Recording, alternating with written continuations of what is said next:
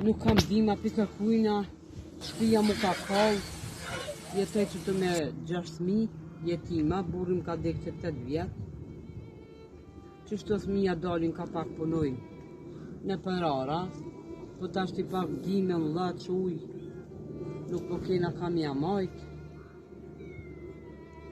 Ju kisha lut të gjithëve si t'kanë mundësi mu në animue.